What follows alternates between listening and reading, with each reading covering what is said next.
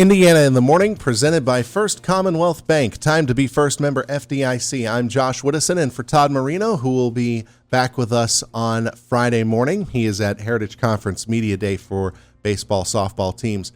But we have on the line with us Philip Martell, superintendent of the River Valley School District, and our interview with Mr. Martell brought to you by Marcus & Mack, voted best law firm, best personal injury lawyer 4 years in a row in the Best of Indiana County contest. Visit them online, marcusandmack.com.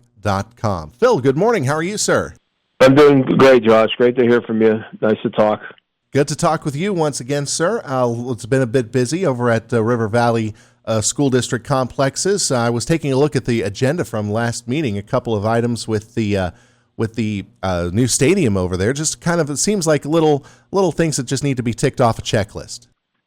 Yeah, little things. You know how these things go. You go and you plan as much as you can accordingly, and they did a great job. You know, with our board president led this whole process, Rick Harper.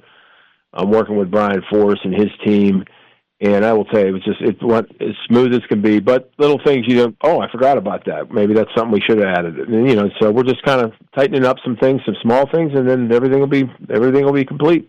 Excellent. So the stadium looks amazing. Whenever I drive by the school, I look down, I see that field. It is absolutely beautiful. I think this is what now, second full year of use for the field?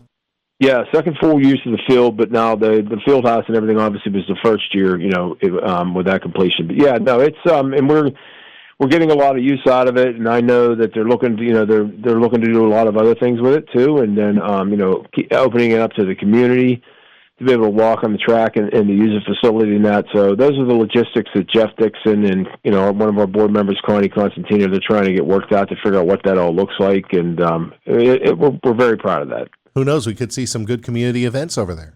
Absolutely. We would love to host them. I think Jeff told me, we're hosting the Heritage Track and Field Championship, I believe. So, which we're proud of, obviously. We're glad to do it for the conference.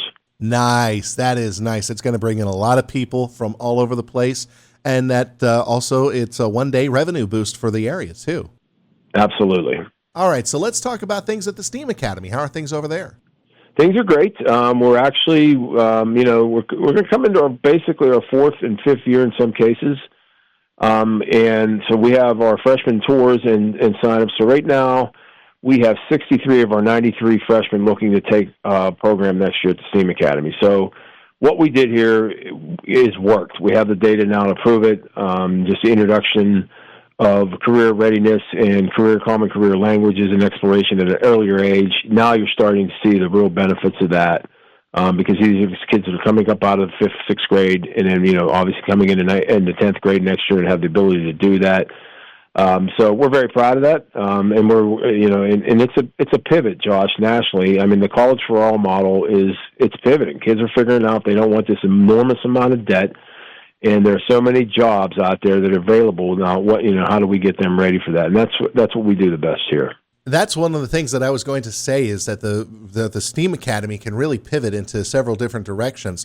Last time you and I talked in depth about it here on Indiana in the Morning, I think we were talking about a pivot more towards masonry fields and other areas and the new prescription drug facility, the mock-up facility that CVS was putting into place.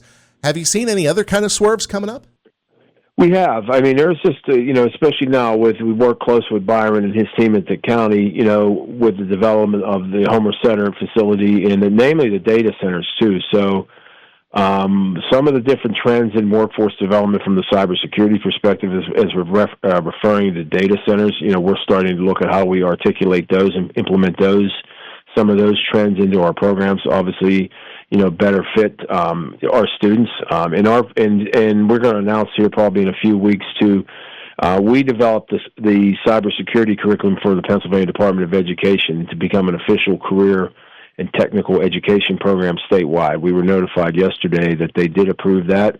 So now that curriculum that we developed here at Little River Valley will be available for the other 500 school districts throughout the Commonwealth if they so choose. That's an awesome achievement. Congratulations on that. We'll get more on that when that announcement comes out. But oh my gosh, I mean, and that just shows the hard work of the faculty and staff over there. We do, and I challenge our teachers, and they know now if we are not different or evolving, I guess I could say each year, based on what we hear from our industry partners and people in government, then we're doing a disservice to our students. So they understand that challenge that that kind of laid down, because you and I both know the public education suffers many times because it's just becomes stagnant. And we keep doing the same thing, even though we don't have the data, we don't have the reasons to do it. But we will never do that here as long as I'm in charge of this district. We will evolve constantly year to year, and that's why our industry partners want to work with us. It's all amazing, and again, that STEAM Academy just continues to grow and grow out there in Salzburg. I know I'm going to breach a little bit of a topic that has been a very hot one for River Valley and the rest of the schools here in Indiana County, of course. The ruling back in late January from the Indiana County President Judge Thomas Bianco about leaving ICTC in 13 years' time, and some of the other things that go along with that. I wanted to get your reaction. I know it's been a few months now, but now that that's kind of settled in, what's been the process for River Valley at this point? Yeah, I have the utmost respect for Judge Bianco, but as a non-lawyer, I just don't find much logic in it. But that's me as a non-lawyer. But that being said, I mean, we feel very comfortable utilizing the appellate process, which we are underway to do. And then we'll see what happens from there. I mean, anything can happen either way, I guess, as we know that. So, but we're going to continue down that pathway. So this is going to Commonwealth Court right now? Yes. All right, excellent. Thank you very much for the update on that. What are some other things that are going on in the district that people should know about? I mean, we're coming into we're finishing up and coming in and out of the testing season, obviously, which is underway. But also, really, just it's like the home stretch now. Too, you're coming in. All your winter sports are basically concluded now. We're moving. I think basketball has one more playoff game. The boys do.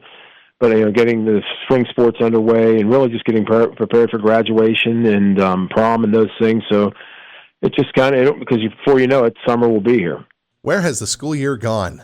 I know. Man, but it's been great. You look back on this year. What are you most proud of?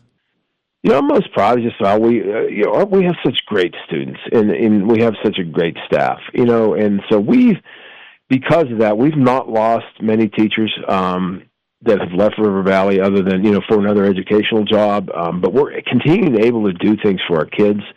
And the fact that our staff has remained wholly intact, we're very proud of that. So they became more tight-knit. And it just we have different things happening every day that our students do or something our staff does, and it just never ceases to amaze me. And we're very proud of that and the efforts that they put in. Excellent. Well, Philip, thank you very much for joining us here on Indiana in the Morning. All the best to you and everybody down at the River Valley School District. I can't wait to talk to you again next month. Thanks, Josh. Take care. Call me if you need anything. Hey, you know it. Thanks very much again. Philip Martell, River Valley School District Superintendent, joining us this morning on Indiana in the Morning, presented by First Commonwealth Bank. And our interviews are presented by Marcus & Mack, voted best law firm, best personal injury lawyer 4 years in a row in the Best of Indiana County contest. You can visit them online at marcusandmack.com. We do have a few minutes here before the top of the next hour, and the markets have been open for a little